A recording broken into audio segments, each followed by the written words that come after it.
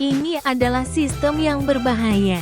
Potensi bahayanya meliputi angin kencang yang merusak, curah hujan lebat, gelombang badai, laut yang bergelombang, tanah longsor, dan banjir bandang. Informasi disediakan oleh JTWC. Kecepatan dan kategori angin mungkin berbeda dari yang dilaporkan oleh Badan Meteorologi setempat. Saudel, nama Filipina Obet. Topan Jepang nomor 18, terletak 902 km timur tenggara Pangkalan Udara Kadena, dan telah bergerak ke arah barat-barat laut dengan kecepatan 30 km per jam, 16 knot, selama 6 jam terakhir. Tinggi gelombang signifikan maksimum adalah 14 meter, 46 kaki. Saudel akan terus bergerak ke arah barat laut selama 36 jam ke depan sambil secara bertahap melambat. Sistem tersebut akan melewati tepat di utara Okinawa dalam waktu 36 hingga 48 jam.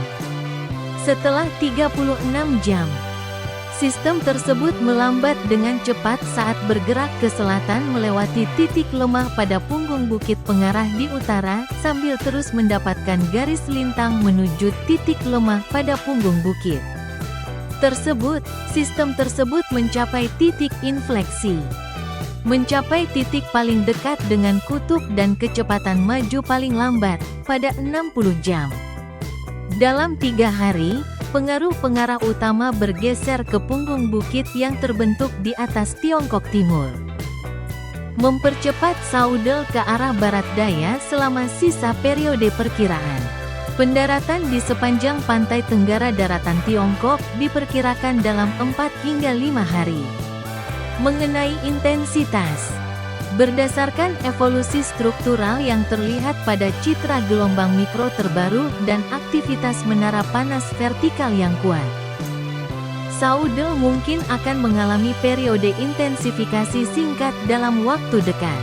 Namun, citra gelombang mikro yang sama menunjukkan dengan jelas bahwa siklus penggantian dinding mata badai berikutnya akan segera terjadi.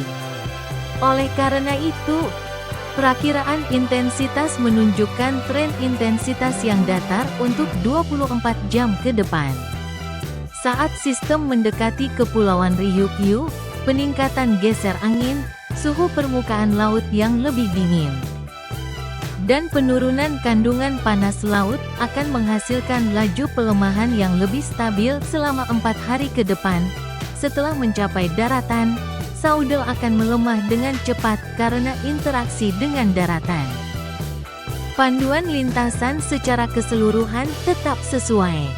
Selama 3 hari ke depan, selisih lintasan silang sebenarnya telah berkurang sejak perakiraan sebelumnya. Sekarang berada di angka 185 km antara model berbasis AI dan GFS di tepi utara, dan ECMWF di sisi selatan. Panduan ansambel menunjukkan kesepakatan yang baik selama 3 hari ke depan. Dengan dispersi anggota yang minimal, perakiraan JTWC ditempatkan di sisi utara dari rentang panduan dengan keyakinan tinggi selama 3 hari ke depan. Dalam perakiraan jangka panjang, perbedaan jalur pergerakan meningkat menjadi 454 km antara rata-rata ansambel ECMWF di tepi utara dan GFS di tepi selatan wilayah perkiraan.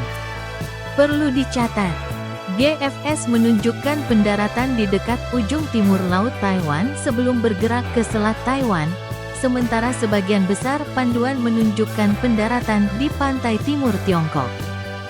Penyebaran di sepanjang jalur pergerakan awan menurun, tetapi ECMWF mempertahankan posisinya sebagai model tercepat. Melampaui panduan lainnya sekitar 278 km dalam 5 hari. Perakiraan JTWC ditempatkan di dekat Google DeepMind eksperimental dengan tingkat kepercayaan sedang.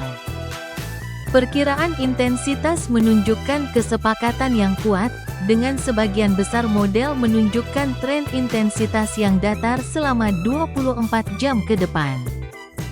Diikuti oleh pelemahan yang stabil selama sisa periode perkiraan. Peringatan nomor 23. Informasi disediakan oleh Pusat Peringatan Topan Gabungan, Joint Typhoon Warning Center, JTWC.